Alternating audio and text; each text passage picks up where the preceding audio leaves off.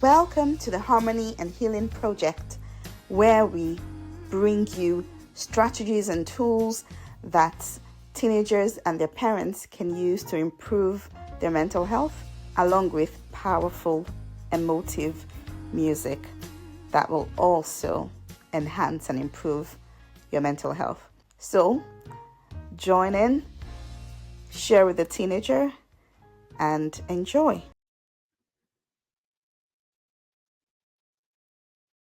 Hello and welcome to another episode of the Harmony and Healing Project. Today I have the absolute pleasure of interviewing Jenny Jarvis.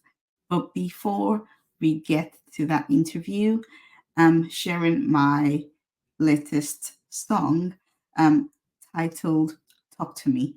Now this song is one that I'm hoping will break barriers to communication so that people feel empowered to ask for help, to actually talk to someone, to reach out when they're going through any difficulties.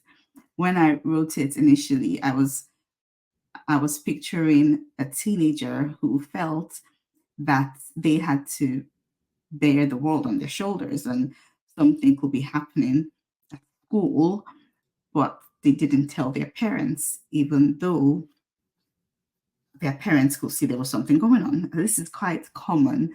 It's something that we see a lot. So if you have teenagers that do that, maybe share the song with them. Share it with anyone who you think will benefit. I've had lovely feedback. People saying, oh, I'm sharing it with my kids. This song has brought tears to my eyes. So I would love to hear from you as well. If you love it and if it's impacted you positively, please let me know. But yes, enjoy the song and enjoy the interview. Bye for now.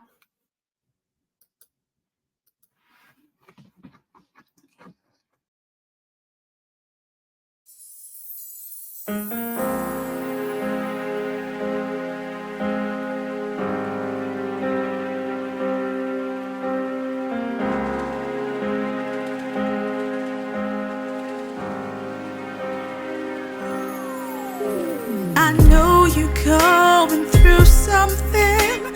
I see it on your face. The mask you wear can hide from me. The things just aren't the same. You know, you can tell me anything. No matter what, my love for you remains. Just talk to me. You can let me in. You don't have to carry this alone. You have a friend. Just talk to me and let it out. You can cry on my shoulder. I'm with you now. So talk to me.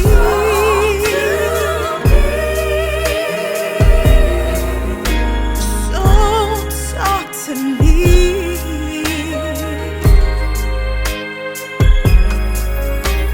I know you think the pain will live if you just carry on. You'd rather handle it yourself than burden anyone. You're safe here. You don't have to fight. Healing comes when darkness meets the light. Just talk to me. You can let me in. You don't have to carry this alone. You have a friend. Just talk to me and let it out. You can cry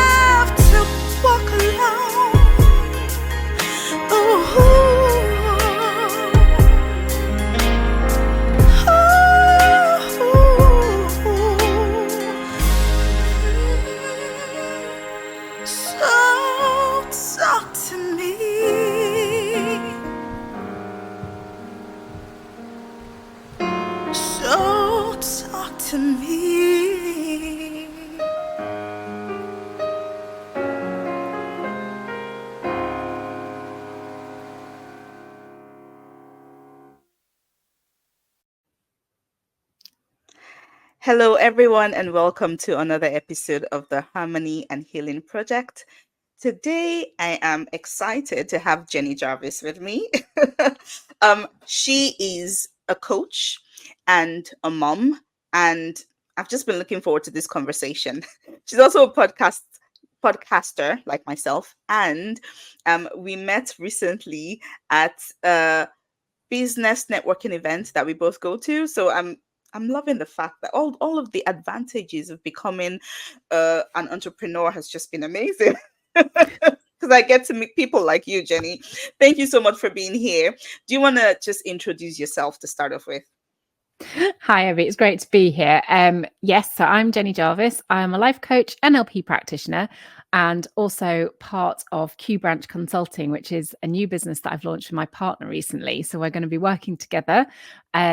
And we are a brand consultancy, but I do my coaching within that. So I love relationships, and particularly relationships with our teenagers. Which is, I think, what we're going to talk about today. I'm not quite sure. Yes, that's what we are going to talk about today. So, for people who are completely new to this, I'm going to just tell you a little bit about the Harmony and Healing Project. So, I am a pediatrician and a singer songwriter, and I started this project because I wanted to do more about mental health difficulties that are on the rise in our community. I started to feel like we were fighting a losing battle, and we were never really helping the kids that we saw. So, the aim of this project is to start raising awareness, start equipping and empowering our teenagers to manage their own mental health, but also parents to know how to help their children. So, I do interviews like this where we talk about simple strategies and tools that we can use in our daily life to help our teenagers to start improving their mental health um, as a protective strategy, right? So to protect them from actually ever getting to the point where they need medical help, but also to also help if they're struggling. So if they already have anxiety, if they already have any mental health difficulties, this will also help with that. And the aim is to reduce the admissions to the hospitals that we are seeing with mental health difficulties in our teenagers. Okay. Um, and that's the healing aspect. The harmony aspect is that I'm also writing songs around mental health. Um, Music is a powerful tool, and it helped me so much on my journey. And I know that it can help so many people as well. So I'm writing music focused on mental health with the aim of meeting people, first of all, where they are, and then bringing them out of that state into a more hopeful place, right? So you can support me by just, following me. You can join my email list. You will get every episode that comes out. You can join a Facebook group that also has the episodes, the emails, rather the episodes, the music, and you can also ask questions there. Every person, any coach, anyone that I interview will also be on the group. So you can tag them and they will answer questions. Okay. And if you wanted to work with them, absolutely message them and chat to them and see, you never know where that will take you. So today we're going to talk to Jenny about teenagers. I know she has one herself. I got Not just, two. One's almost not a teenager and one's almost an adult. I can't believe it. oh, yeah. Don't let me get started on how fast they grow. It's actually Yeah. also we're going to talk about how, strategies that she uses, what she can share with us, new ways that we can start helping our teenagers. um and you were also talking to me about your teenager and some of the struggles that she's faced, so we can go a little bit into that as well, and what your thoughts are. We've talked about schools, we've talked about teachers. I would just love to hear your thoughts on, how we can start making changes in our schools to help our teenagers as well. Yeah. So you obviously, me and Ebby have just been having an hour's conversation on my podcast. So we need to remember the stuff that and put that aside, because your listeners are listening afresh with Yeah. fresh ears here. So we have just had a long conversation about teachers and schools, because I think school is not a magic wand to get your kids to behave. We at home, we have to instill values and beliefs and all of that kind of stuff as parents, but we can spend all the time we want doing that at home. And when they go into school and it's a different environment, they spend a lot of their day at school.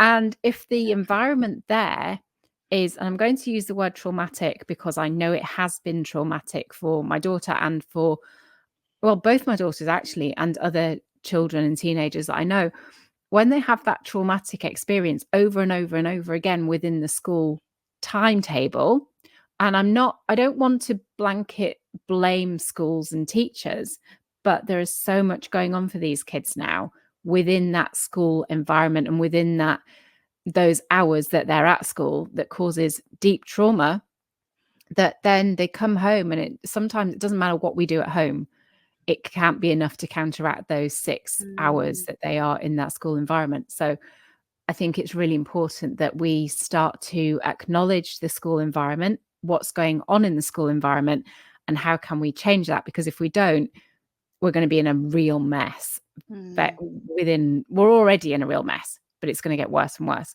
And one of the things I feel is a problem, and we didn't talk about it in the podcast, but is phones in school. And the kids have access to phones in school all the time. How do we manage that out of the new psyche? I think if we'd never allowed phones in school, it wouldn't have been a problem. But because they have been allowed them in school for the last, 5-6 years, taking it away now is much more difficult. And teenagers don't like having their stuff taken away from them, and they don't like having their freedoms to speak to other kids taken away from them. And I think that causes a whole load of problems within that school timetable as well. Right. Okay. So first of all, let's start from the home and then we'll finish in the school. Do you have any strategies that you use with your kids at home that you found really helpful to improve their mental health? I have, yes. I come from quite a traditional parenting mindset. So I was always, I wouldn't say, yes, it was reasonably shouty. I was very good at taking stuff away, putting in sanctions, and then the last 3 years, all of a sudden I had to switch everything because I realized they weren't working, and I'd been doing them for many years and it just wasn't helping. It was making things worse. And I also understood and had a new learning that both my daughters are neurodiverse.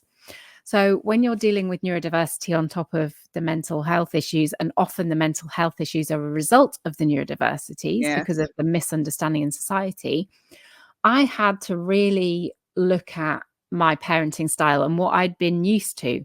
And what I was used to was, well, my child wouldn't dare do that because I've made sure that they wouldn't dare do it. And all of a sudden, they were daring to do stuff. And I was like, what is this? Like, I don't understand this. I taught them that they don't do that stuff. And then all of a sudden they're doing it. And it doesn't matter as a parent how much you taught them not to do that stuff and you think that you've instilled that in them. If they get to their teenage years and they start doing it, shouting does not help. So the first strategy I would say is you have to listen to your kids. You have to allow them, enable them, facilitate them to tell you the absolute truth without the risk of them being sanctioned. Like that to me is the number one most important thing as parents that we can do. Because if your child comes home and tells you the truth and you ground them for that truth, or you shout at them for that truth, or you remove their phone from that truth, they will never tell you the truth again. And my girls tell me probably more truths than I would like to hear.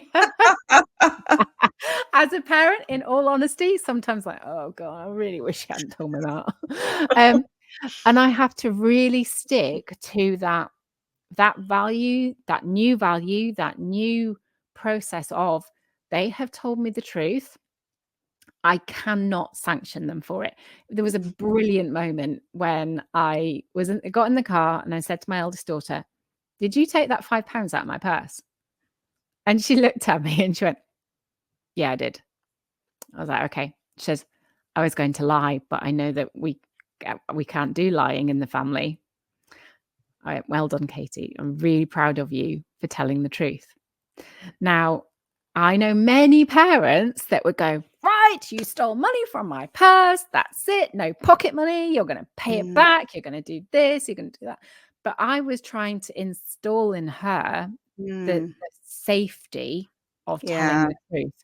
And if your kids feel safe to tell you the truth, and this can be, I've worked with teenagers as a coach as well. So this can be as far as, yes, I've smoked. Yes, I've vaped. Yes, I've taken drugs. Yes, I've had sex. Yes, I've done this. Yes, I've done it. It can be those big things. If you lose it as a parent in those moments, you have lost your connection with your child and it is doomed.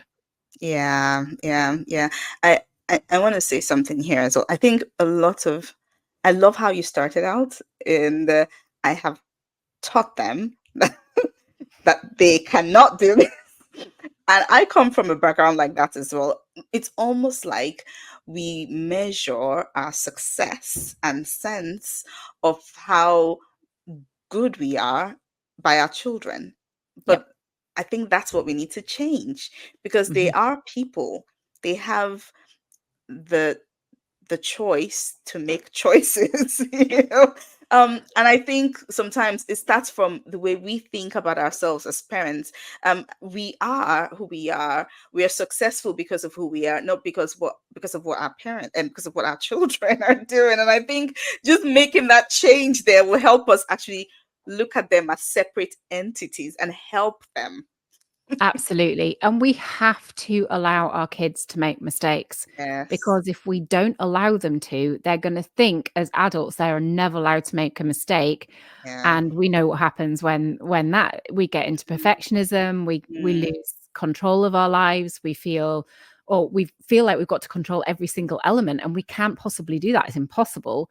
So we're living up to a standard that we can't meet as adults, because our parents have said you're not allowed to make a mistake, because if you make a mistake, you're going to be shamed, you're going to be shouted at, you're going to be sanctioned. And I'm not talking about, people, well, I'm going to have this conversation. Oh, people who end up in prison because they've done something wrong. Of course, we need those sanctions in place. Yeah. But the research shows that a huge number, it's terrible. It's like 9 out of 10 prisoners have got ADHD.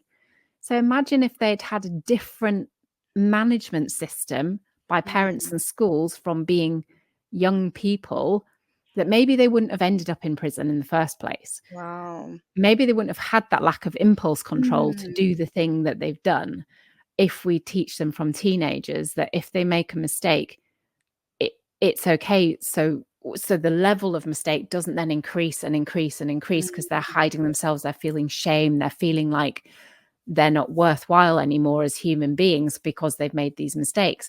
And it's when we don't feel worthwhile as human beings, we find significance in beating other people up, in stealing things, in, all of those behaviors that lead to them prison. Yeah, absolutely.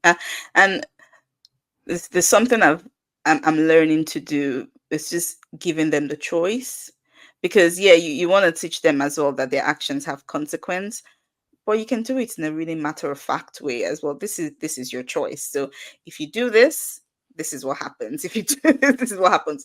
What do you want to do? It's totally up to you.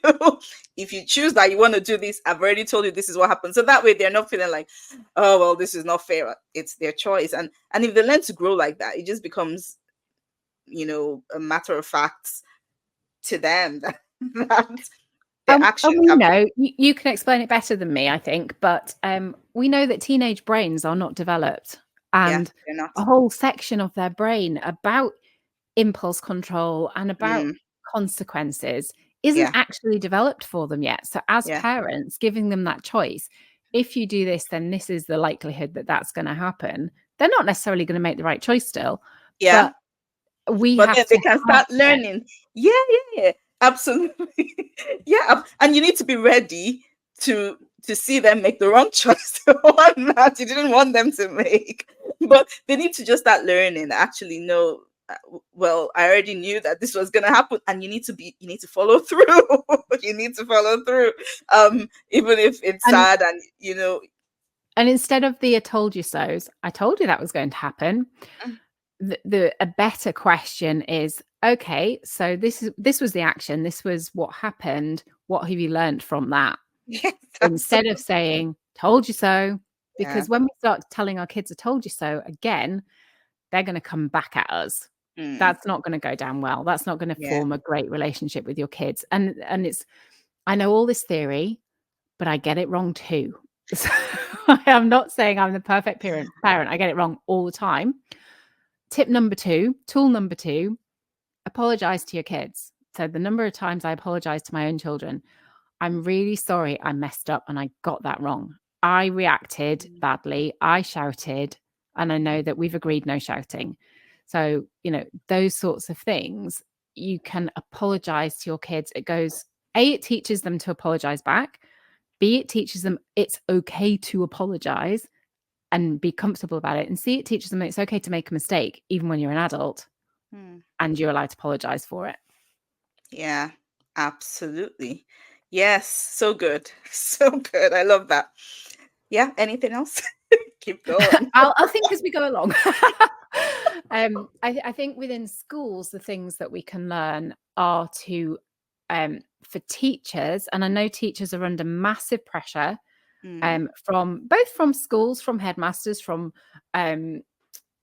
statistics, and you've got to hit this target and all of that kind of stuff, and also from parents who don't want them to speak to their kids in certain ways. But I think if teachers can take a step back and think more carefully about, where is this person coming from? They are a person. I am the adult. They are the child, but they are a person. And sometimes they expect them to make adult decisions while treating them like they're a child. So there's a real disconnect between what they want and what they expect and how they're treating these people. And I'm going to call them people, they're kids, but they're people. And I've had my daughter come home and say, well, Sir walked into the class and said, oh, why are you embarrassing yourself again? Now, do you think a teenager being confronted by an adult in front of all their peers is going to accept that very well? No. So they respond badly and they get the detention or the suspension or whatever else, which leads to more mistrust with that teacher. And the teachers have to build trust. And a lot of them, quite honestly, cannot be bothered. Like they can't bother, they don't want to. And teaching is not really the right profession for them. And I'm not saying we should get rid of loads of teachers, because we can't necessarily afford to, but there are other teachers, and I've experienced both, who are brilliant, and they do that, and they quietly take them out of the classroom and say, okay, so what's going on for you today? What has happened that's brought you to this point?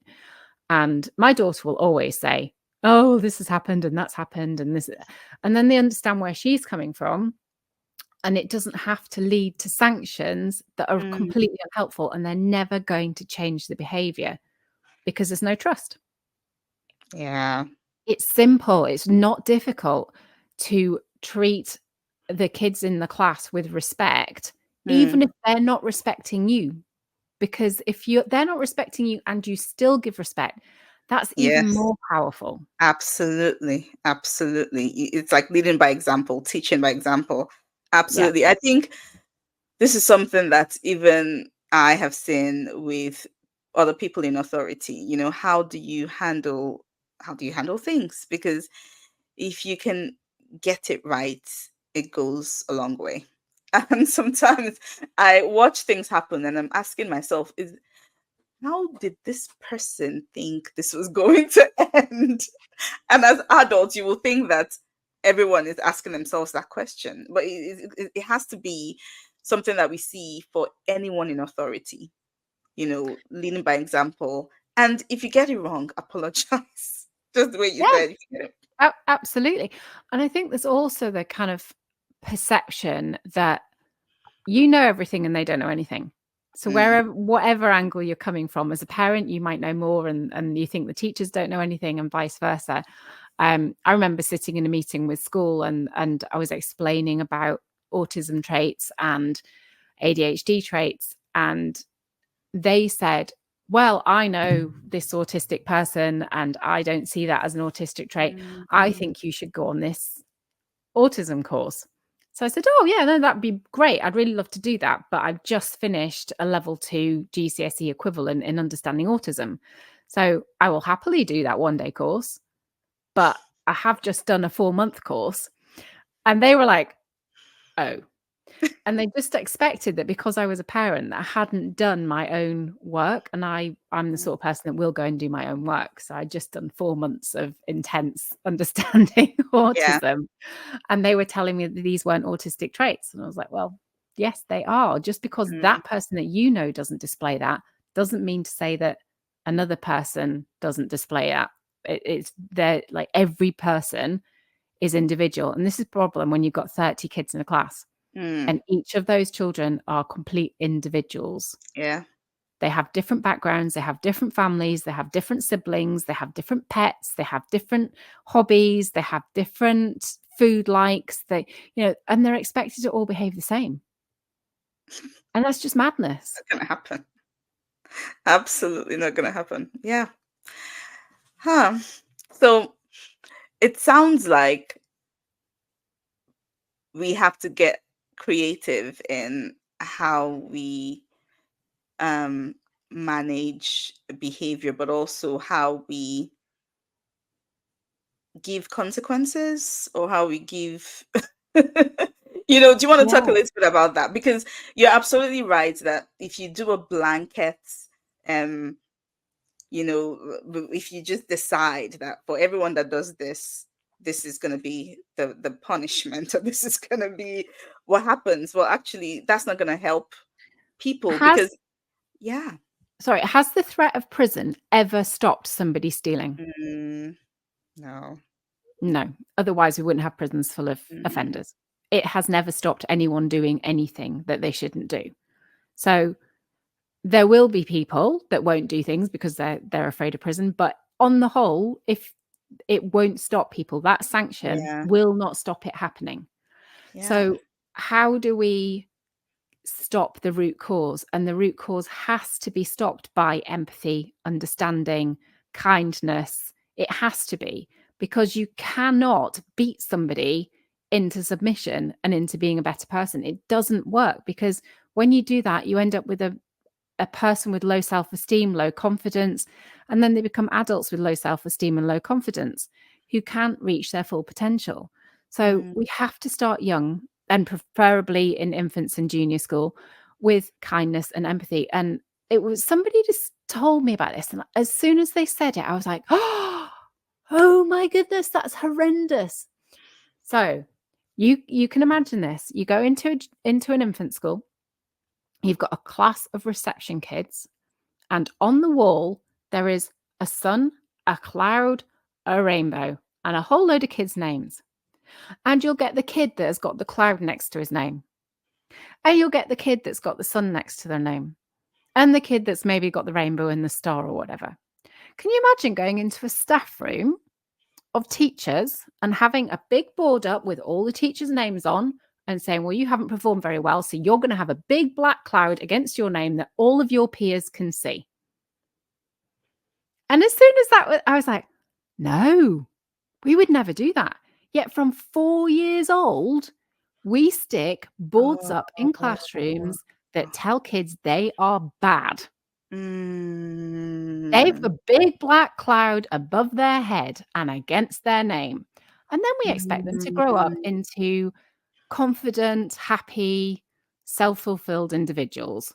Does that make any sense to anybody listening? Because to me, it No, doesn't. no, that's awful. But it happens every single day in every single school, and it has been happening for decades. Mm. We have to change it. We cannot shame children into behaving. This is my favorite phrase with my school. We cannot shame children into behaving. They might behave for a while, but they're not going to become strong, fulfilled, happy adults. They're going to become adults that end up in therapy. They might hold a job down. They might pay their mortgage. They might have kids. They might look like functioning people. They may well do that, but actually deep inside they're crying and they're going to want therapy. It just blows my mind. Wow. Taken Yeah, me 40 years to get to this point, though.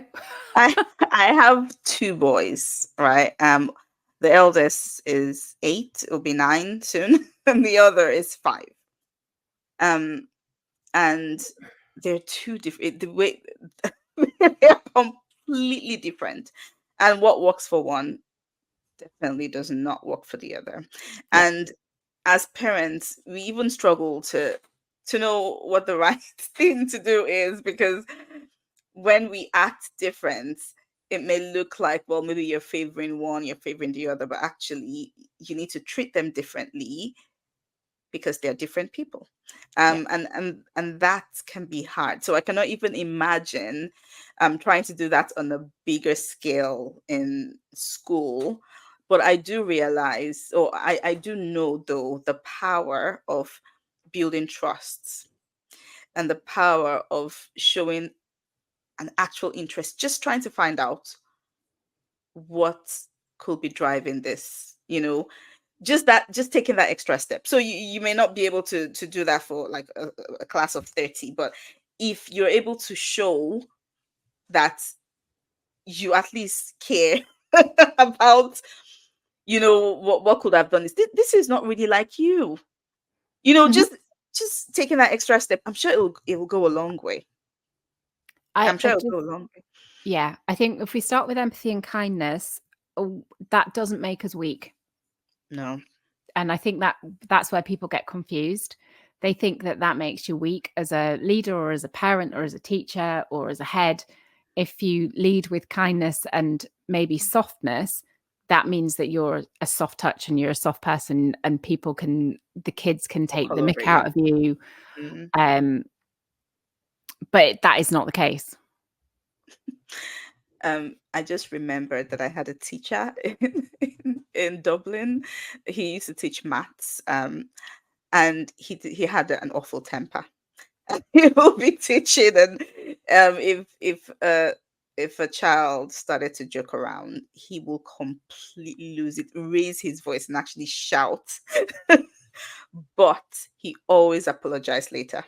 He always apologized later, and I think now I think about him, I was like, oh, he was such an odd man. But I do appreciate the fact that every time he did that, he would apologize. And I'm sure that goes a long way.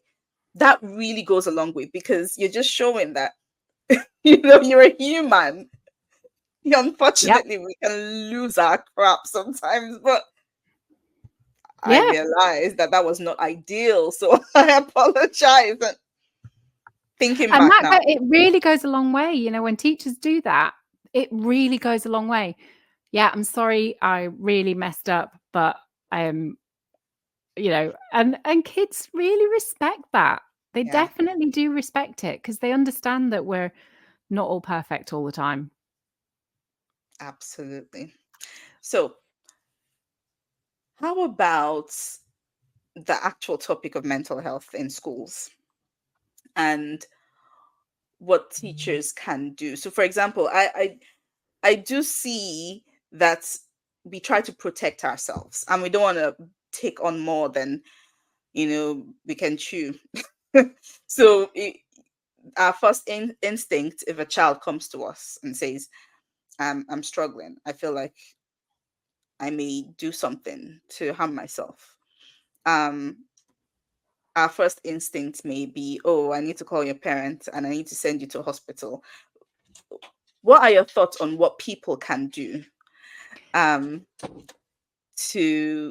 navigate all of that. So if a child came up to a teacher and said they were struggling with their mental health, what sort of advice can they give? What sort of things can they? Because I know I think this is valid. Like, people want to say, "Oh, I'm protecting myself. I don't want to make a mistake," but there's things that we can do. So what can teachers do? So the first time my daughter went to a teacher, they did encourage her to come and speak to me. Unfortunately, she did that, which was great. So that is one thing. You can encourage them to speak to their parents, but you also have to remember that not all kids have parents they can speak to. Our school does have a mental health hub, so you can send them there but again, the facilities are so stretched because there's so many kids suffering. I think by bringing people in, such as yourself, to do programs is a brilliant way of having it needs to be a consistent message within there all the time. So you might run the program for a few months for a set, and then you would do it again. So it wouldn't be a case of, well, here's your 3 months and then we've done our thing, checked our box and off we go. It has to be consistent. I know that recently our school has brought in specific mental health nurses that are there 4 days a week. So obviously that's a great thing. But again, that's one mental health nurse in a school of 2,000 children where a lot of them are struggling. So it's like as long as that doesn't then become the checkbox of we've got this person, so therefore we've done our job. And I think from a teacher's point of view, they are on a really difficult time because they're not allowed to hug the kids anymore. You're not allowed to have physical contact with kids anymore. And some kids really need a hug when they're feeling really rubbish. And you're not allowed to do that in the school environment. So that makes it difficult because that puts barriers up too. And I'm not saying that there aren't very valid reasons for that, but I just think it means that they can't have that deep community relationship that we were talking about earlier on my podcast episode with you talking about community. And I think that's what's missing with the community as well, because we're not allowed to have those more tactile interactions with kids anymore, where you've got a kid that's crying and really struggling. And if you're a teacher, you can get struck off for giving that child an instinctive human hug. That, I think, is a problem that we've got. This is the thing with blanket rules. Yeah. We had a moment where, and I was in the school and I said to my daughter, you want to give your teacher a hug? And the teacher looked at me. I went, can I? And I said, yeah, if she wants to, sure. And she was like, the teacher, you could see all of the emotion moving out of her because she'd been able to give this kid a hug that needed it. And she wasn't allowed, but because I was there as the parent and gave permission and she gave permission, it was okay. But seeing all that pent up emotion that everybody's got to hold in all the time is just really sad. And that means they go home and they're stressed and they might not have a partner who will give them that hug that they needed to give the child. Or they might have someone that says, oh, well, you just put it in a box and move on. And, tomorrow's another day. And I think that those are the things that are missing. And I don't know how we can bring that back because, unfortunately, there are the people that take advantage of those situations in a way that's so detrimental. We can't go the other way anymore. So I don't really know what, as a society, we can do about that shift that's happened. I do think that there has to be some consistency and safe people within school. So again, there's often talk about who is your safe teacher list. So having a safe teacher list can be really important because we have to remember, again, going back, not everybody has a safe parent at home. And what did safe teachers do? They're the teachers that when it's going wrong in a school day, the child can say to the office or to someone else, can I speak to that teacher? And of course, they might be teaching in that moment, but at some point they might have contact with that teacher within the day. that they are Okay. the safe teacher, because I think we've all got that teacher that go, oh yeah, I loved that teacher. They were the inspiration for me. So they might be a safe teacher. For me, it was my art. So in high school, it's art. I always felt safe going to the art department and painting. For you, it could be the music department, for example. Yeah, So absolutely. there might be a place where you can just, if I was feeling really bad at school, for me, it was the school choir and the art department. So if I was in choir at lunch, that was great. That was a way of me not having to deal with what was going on at lunchtime or at break time or with friends. Or I could just go and paint when I was older in the art department and kind of hide in the corner and do my painting. So that would have been a safe teacher for me in that moment.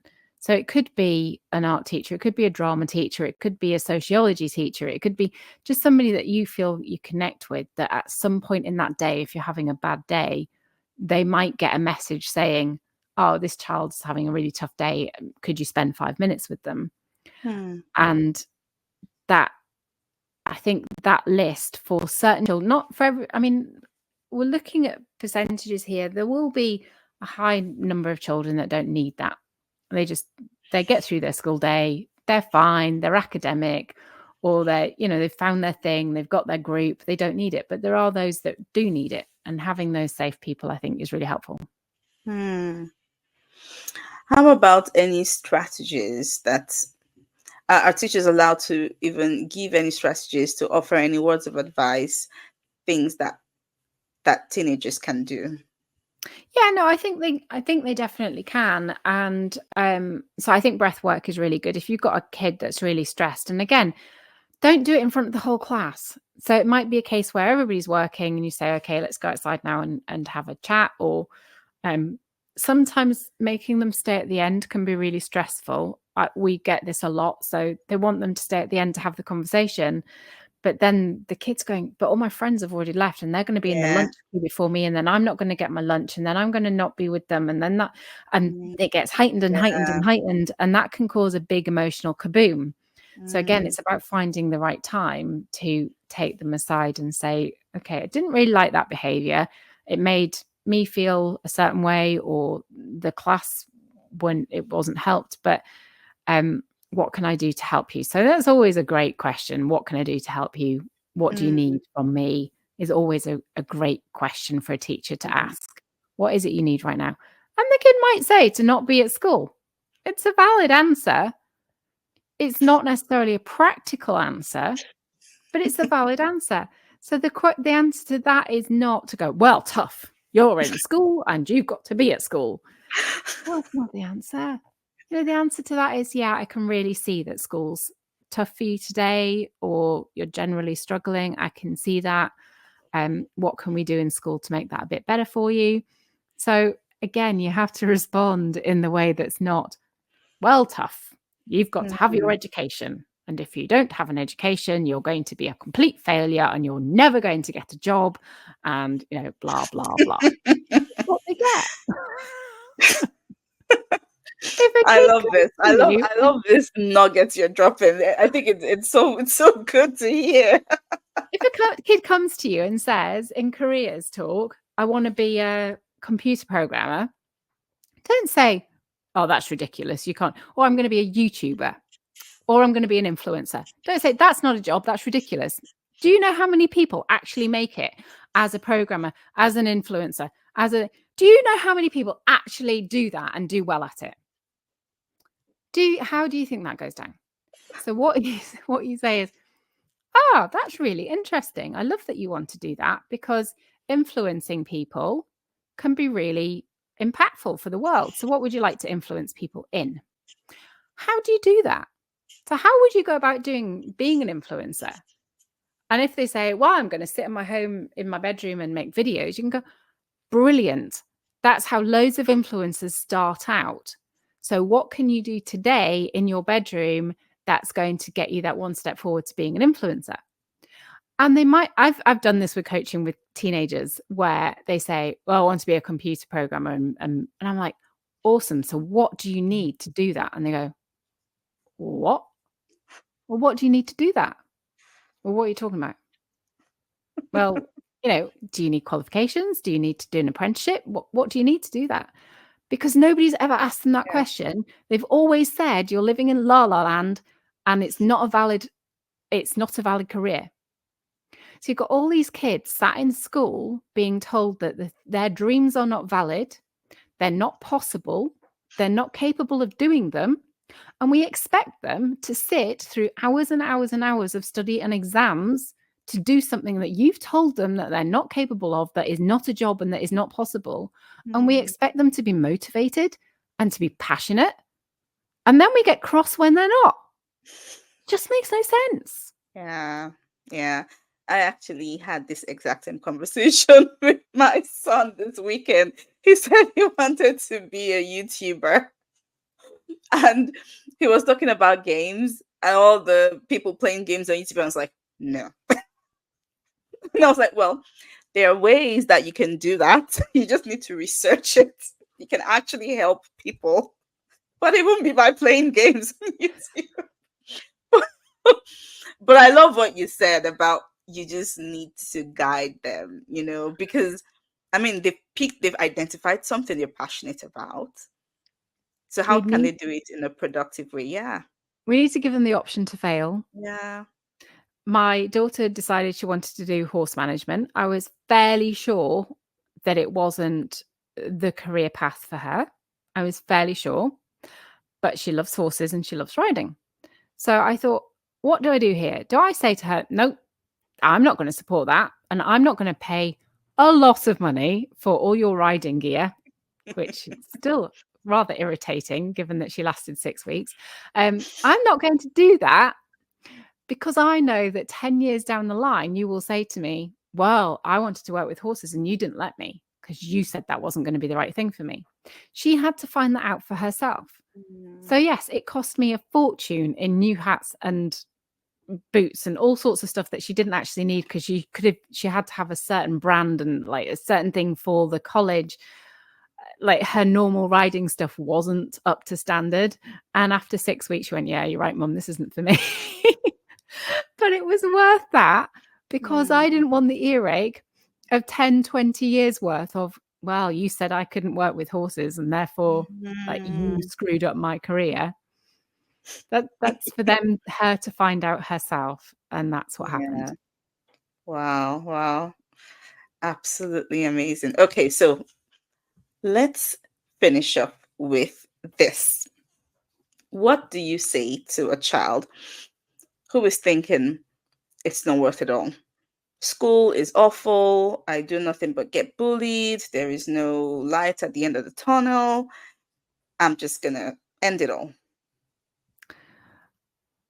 It's so we had a situation in our community only 3 months ago where that happened and a child couldn't take it anymore and they ended their life. And as a community, even though I didn't know that child, I felt every inch of sadness for that parent and for the parents and for what they must be going through. And it is a very real thing that happens. It's not, as a parent, you can't think this is never going to happen to you because it is happening to parents. And what I say to when those things have happened in our community, it's a learning experience, sadly, but it is that day after could have been a better day. That day after could have been the day that they found something different. And the parents of that child are never going to be able to live their life normally ever again. Every single day of their life moving forward is never going to be whole and full ever again. They may have great days, but they will never have the full day ever again. And so those are the sorts of conversations, they're hard conversations to have, that I do have with my girls because I see it around us. I see the struggles. And it is a case of just saying, look, what great thing could happen tomorrow that you might be giving up on? You know, what partner might you have in the future that you'll never have if you give up today? What kids might you have in the future? They might not want kids, but what great thing, what great holiday could you have in the future that you'll never have if you end it all today? And for me, it can be hard because I think teenagers think very in the moment. I know my kids do. It's all about today. It's not about 10 years. And that 10 years can be so abstract and so difficult to imagine. But I think if we keep talking, and again, it's about trust and it's about openness and it's about being able to go to your parent and say, Mum, Dad, I've taken some tablets, or I've cut myself, or I feel so bad that I don't know how to tell you how bad I feel. And if you can go to your parents, for the teenagers out there, and say, I feel so bad that I don't know how to explain to you how bad I feel. And your parent can just sit with you sometimes and just give you a hug, or like just be there and not try and fix it all. I'm a fixer. I love to fix things. I love to help people. Like Me you said too. before, future Absolutely. focus. We've got to Mhm. fix everybody. And if we can sit back as a parent and stop trying to fix and just say, what do you need right now from me? Is it a hug? Is it, what is it that you need? Is it to be left alone? And that can be hard as a parent, to leave your kid alone when you're worried about their mental health state. And you're worried that they might follow through with something. But sometimes we need space to breathe. I love the double breath in. So one of the things that, if the kids are really stressed, you talked about breath work with me earlier, is that you breathe in and then you breathe in again. So it's this is what animals do when they're like, if a lion is chasing a gazelle and it half gets it and it doesn't, and then the gazelle gets away, the gazelle will have that double breath in to get it back into its body again, so it can behave as a gazelle behaves, not as a gazelle that's just been caught by a lion, perhaps. So the double breath in really helps. I used it as a technique on a teenager who was terrified of injections, and it was the COVID vaccination. And normally it would take an hour for them to have the vaccination. They'd be pinned down, kicking and screaming. They were like 14. And I went with them to the appointment, and I'd done some pre-work too. I'd done some NLP work, but we went in, and the one thing, when she was getting really, really worked up and she was sat in the chair, so not pinned down, and I said, do the double breath in, blow it out, double breath in, blow it out. They did the vaccination. Then the nurse looked at me and went, you should do this for a living. I was like, funny you should say that. But it was that as soon as she did that, you saw her whole body dropped. Everything just dropped and grounded. And I think that I talk to my kids about it all the time, like, oh, shut up, Mum. But I hope that I say it enough that they sneakily do it on their own when I'm not watching. That's what we have to do as parents. We have to keep going. And even I think one of the biggest thoughts that I had about starting all of this was, well, how do I talk to teenagers? They won't care, Doesn't matter. Just do it anyways. Yeah. Just do It doesn't matter. The teenagers will always grow up into adults who will look back and say, Ebby talked to me. That teacher talked to me. Because we do it as adults now. We remember the person that took time to listen to us as teenagers. So we might have been, teenagers now aren't that different to teenagers then. They might have more access to social media and the wider world and news and all of that stuff, but they still fundamentally need people to listen to them. We always have done. And so if you take the time to be that person, you will always, in 10, 20 years time, be in that adult's mind of, I remember when they asked me that question. I as part of my business, I support a charity called Tough to Talk. I don't know if you've met Steve from Tough to Talk. No, and I that's haven't. about male suicide prevention specifically. But it is Steve, who is an amazing human being. He's really outwardly successful, has attempted to end his life on several occasions. And each occasion, there has been a person there that has interrupted it and that has made him think, okay, well, tomorrow might be a better day, or I can't do this right now because it's going to cause an inconvenience in this area. And so if we can sort of be that person that steps in and just says, what's going on today? You don't know whose life you're saving that day. Amazing. That is such a beautiful way to end. So I don't know about you guys listening, but I think what I have taken from this episode is no matter where you are, who you are, just show genuine care about the person in front of you. Conversations that just show them that you see them, asking the why or thinking about the why of the behavior, and just spend time with your kids, people. Just spend time with your kids and prioritize the relationship, the closeness, the trust. That's my takeaway. And also spend time with yourself. So as a parent, you don't have to be with your kids 24/7. You don't have to be there all the time to pick up everything. Yeah.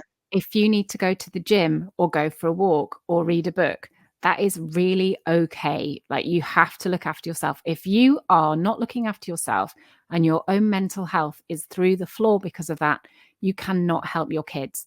The question I get asked constantly at the moment is, because I know loads of therapists and coaches and all sorts of different mental health people, and they always say, what are you doing to look after yourself? And I always say, don't worry about me. I've got so many structures in place for me. Going to the gym in the morning before the kids get up, because they're old enough for me to do that. Having a walk, having a conversation with somebody, recording a podcast for me, recording a podcast with you this morning benefits my whole day and my whole being. So I see that as personal care too. So don't let go of the personal care just because you think you've got to parent all the time. If we don't look after ourselves, our kids are not going to be better for it. Absolutely. Absolutely. And such an amazing way to end. Thank you so much, Jenny. This has been really good. So I'm going to post the link to your podcast. Is there anything else that you're doing that you would like to talk about, where people can find you, follow you, things like that? That'd be great. So yes, my podcast is The Drama Dialogues. I'm really passionate about it. I love it. It's I've got so many amazing guests like yourself on it. So it's going to be great for your listeners to listen to both perspectives. So we've had your perspective on mine podcast and my perspective on yours. So I think they get a double barrel. That's brilliant. I am part of Q Branch Consulting with my partner, but also really passionate about relationship coaching and healthy dating. So if there's anybody out there that's interested in relationship coaching, healthy dating, and relationship coaching can be with your kids, or it can be with your parents, or it can be with your partner, or it can be with your colleague. It's not about just the relationship with your partner, or it can be with yourself. So I think for me, it's all about healthy relationships, healthy communication. I'm on LinkedIn as Jenny Jarvis. I'm on Instagram as Jenny Jarvis Coaching. All the platforms pretty much. If you look at Jenny Jarvis, I'll be there. Amazing. All right. Thank you so much for listening, everyone. Take care and see you next time on another episode of the Harmony and Healing Project. Bye for now.